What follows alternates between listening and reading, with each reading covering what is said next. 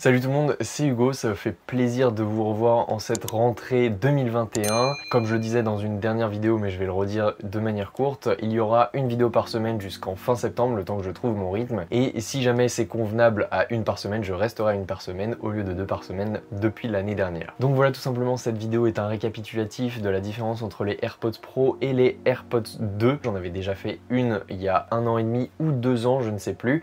Tout simplement à leur sortie pour voir un petit peu quelles étaient les différences sur la fiche technique, et maintenant que j'ai réussi à dégoter les pros et à les tester, j'ai été vraiment surpris par l'expérience utilisateur qui n'est vraiment pas la même que celle des AirPods 2, et donc voici ma conclusion sur la différence entre les deux avant la sortie des AirPods 3, et je referai un comparatif entre les AirPods 2, les AirPods Pro et les AirPods 3 quand ils seront sortis, puisque à la rentrée je vais pouvoir mettre la main dessus. Donc voici la vidéo, c'est parti.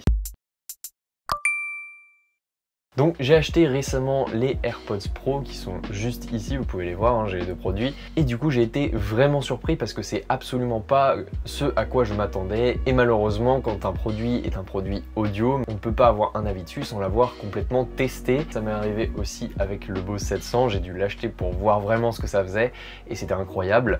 Là j'ai pris les AirPods Pro et je m'attendais absolument pas à avoir ce résultat, donc c'est pour ça que je fais cette vidéo. On va d'abord récapituler tout ce qu'il y a comme différence entre les deux modèles de AirPods et ensuite on va parler du son et du ressenti parce que comme je l'ai dit, on peut pas émettre un avis dessus sans les avoir testés. Bon, je pense que vous l'avez vu depuis qu'ils sont sortis, mais la majeure différence entre les deux AirPods, c'est tout simplement le boîtier. L'un est à la verticale et un peu plus compact et l'autre est à l'horizontale et un tout petit peu plus gros. Ça se joue à quelques millimètres, mais c'est quand même plus gros. En ce qui concerne les écouteurs, vous pouvez voir que la tige est légèrement plus grande sur les AirPods 2 que sur les AirPods Pro, et vous pouvez voir aussi que on a tout simplement un écouteur qu'il faut juste poser dans l'oreille, tandis que sur les Pros, on a tout simplement une version intra-auriculaire des AirPods. Donc ce sont deux produits bien différents. Les AirPods Pro ne sont pas une version améliorée des AirPods 2 comme je l'ai entendu à bien des reprises. Le mot pro est à mon sens pas justifié ici puisque ce n'est pas une version pro des AirPods normaux, c'est juste une version intra-auriculaire des AirPods et avec quelques petites fonctionnalités en plus. Ce sont des produits différents avec des cibles différentes de consommateurs. Concernant les AirPods Pro, beaucoup de personnes à la sortie des AirPods Pro me disaient mais tu vas voir, si tu les testes, les embouts tu les sens vraiment pas dans les oreilles, c'est comme si tu n'avais rien dans les oreilles. Alors effectivement on les sent beaucoup moins que certains autres écouteurs intra-auriculaires puisque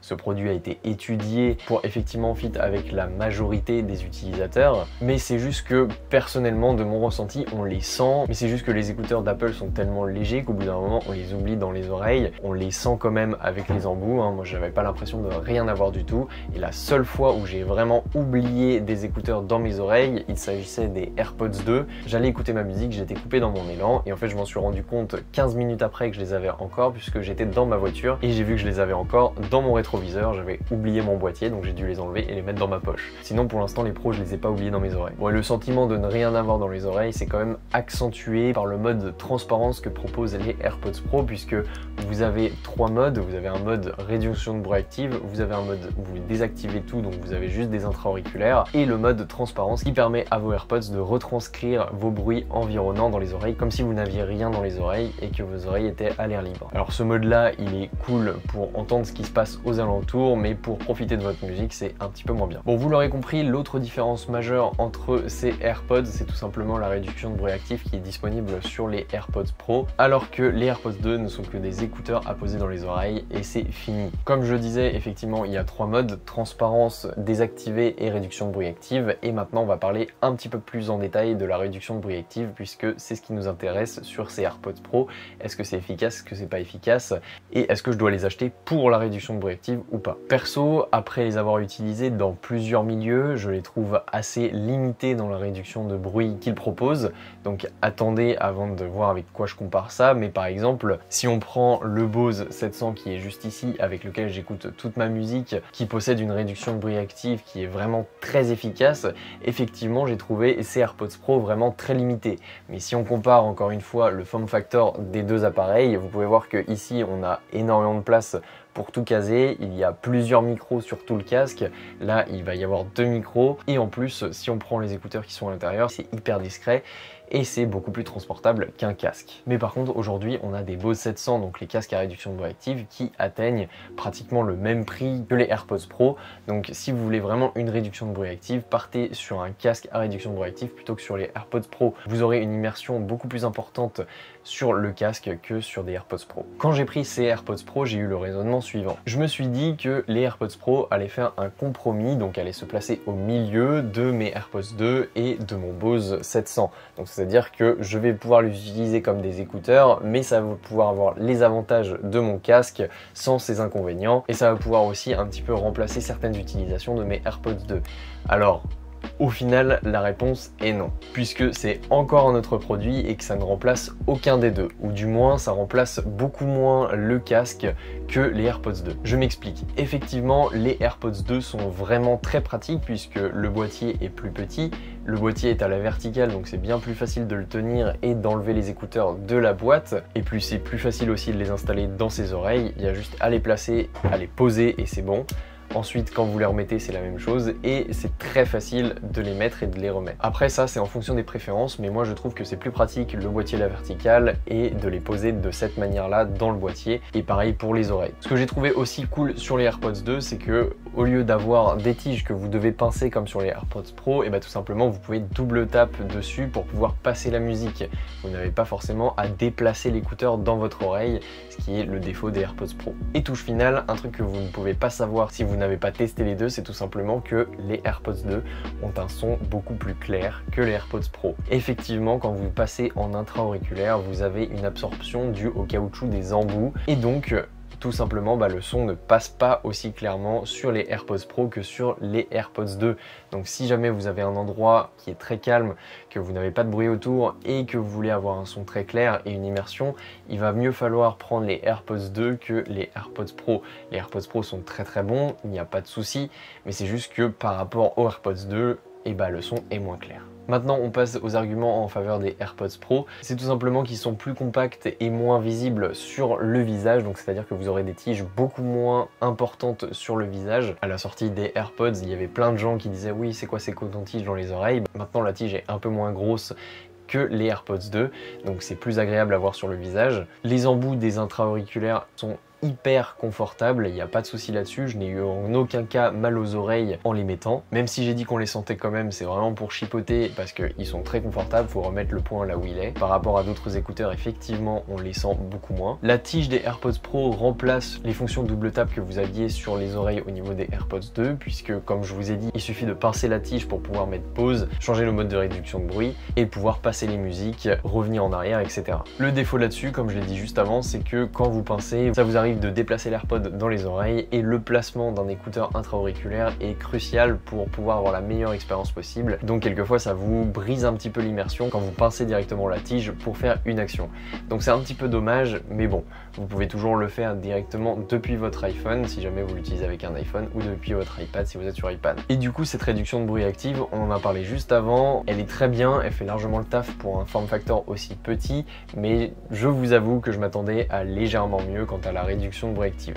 J'ai testé cette réduction de bruit active directement dans la rue et dans une voiture. Quand je suis en voiture, je dirais que la réduction de bruit est efficace à 2/3. Donc c'est-à-dire que quand vous avez par exemple le bruit d'une voiture, le bruit est réduit aux 2/3 et n'est pas réduit complètement par rapport au Bose 700 où lui vraiment le bruit est carrément supprimé. Donc dans une voiture c'est efficace mais dans une certaine mesure, mais par contre quand vous marchez dans la rue c'est très efficace.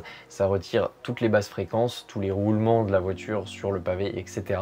À part quand vraiment la voiture s'approche à 10 mètres de vous. Mais voilà, c'est très efficace et ça fait largement le taf dans certains milieux, mais pas forcément dans d'autres. Et puis voilà, vous entendez aussi la discussion des passagers quand vous êtes en voiture, ce que vous n'entendez pas avec le Bose 700. Ou alors très peu. Mais c'est pour ça que je vous ai dit que j'étais surpris en début de vidéo, parce que je m'attendais vraiment à avoir une réduction de bruit active très efficace, ce qui est le cas avec le Bose 700 puisque je l'ai acheté avant d'acheter les AirPods Pro. Et quand je parle de réduction de bruit active, j'avais l'habitude de ne rien entendre ou presque, donc là c'est vrai que ça m'a un peu surpris. Donc en termes d'utilisation, voilà ce que je choisirais en fonction de ce que vous ferez avec vos écouteurs. Tout simplement pour tout ce qui est voyage long, pour tout ce qui est travail sur l'ordi, jeu, le casque à réduction de bruit active est la meilleure solution. Ça vous met dans votre bulle et vous n'en ressortez pas à moins que quelqu'un vienne vous secouer comme un prunier. Pour tout ce qui est partage de contenu à deux, pour tout ce qui est écoute de votre musique seul dans un endroit où il n'y a pas forcément de bruit autour de vous, ou alors dans un endroit où on est susceptible d'avoir recours à vous, donc on est possible de vous appeler, les AirPods 2 sont tout simplement parfaits, c'est la meilleure solution.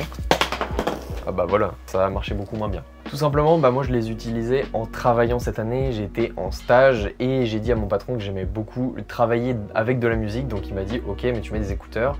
Donc j'ai mis des écouteurs, j'ai mis les AirPods 2 et quand mon boss m'appelait, tout simplement je l'entendais de loin puisque les AirPods 2 n'ont pas de réduction de bruit passive ni active et en fait tout simplement vous entendez votre contenu et vous entendez aussi tous les bruits environnants. Donc c'est clairement pas ouf pour les transports, mais par contre c'est très sympa pour écouter sa musique tout seul par exemple dans son lit aussi. Et en fait moi mon boss a accepté jusqu'à la fin de mon stage que j'ai mes AirPods dans les oreilles puisque j'étais réactif quand il le demandait et moi je faisais pas de bruit en écoutant ma musique, donc c'était nickel. Et en fait, c'est la meilleure solution quand vous êtes tout seul, quand il n'y a pas de bruit autour, ou tout simplement quand vous voulez partager du contenu à deux, parce que les AirPods Pro, c'est des intra-auriculaires et personne n'a envie d'avoir la cire de vos oreilles dans les leurs. Donc tout simplement, les AirPods 2, ils sont pas sales souvent, ou alors c'est que vous ne lavez pas les oreilles. Et tout simplement, vous pouvez donner un AirPods 2 à un de vos proches pour partager du contenu sans déranger les autres, et il n'y aura pas de souci. Et enfin, si vous n'avez pas de casque ou d'écouteurs à l'heure qu'il est et que vous hésitez entre les AirPods 2 et les AirPods Pro, tout simplement partez sur les Pros. Franchement, si vous n'avez pas de casque à réduction de bruit active, ça fait une bonne introduction dans le milieu de la réduction de bruit active, surtout que ces écouteurs ne sont pas si vieux que ça et que franchement, ils sont efficaces pour le prix. En plus, maintenant, ils sont bradés pratiquement par Apple. On a l'impression qu'ils veulent faire un déstockage de AirPods. Donc tout simplement, partez sur ces AirPods Pro, ça vous fera un bon compromis entre le casque qui est très performant dans la réduction de bruit active et les écouteurs qui n'ont pas du tout de réduction de bruit active. Si vous n'aimez pas les écouteurs intra-auriculaires, sachez qu'il existe 3 tailles d'embout directement dans la boîte, donc les S, les M et les L, et tout simplement vous pouvez le régler et Apple vous dira si l'embout est à la bonne taille pour vous au moment de la configuration des AirPods Pro. Donc c'est un produit qui m'a beaucoup surpris, mais c'est un très bon produit et ce n'est pas le modèle au-dessus des AirPods 2 puisque l'utilisation est clairement différente en fonction de votre profil et de vos utilisations. Donc voilà pour cette vidéo, j'espère qu'on aura fait un bon récapitulatif avant que les AirPods 3 sortent. Je mettrai la main dessus, je vous ferai un comparatif et je vous ferai un test aussi des AirPods 3. Nous on se retrouve pour de prochaines vidéos sur les réseaux sociaux et n'hésitez pas aussi à vous abonner, activer la cloche et toutes les notifications. Salut tout le monde!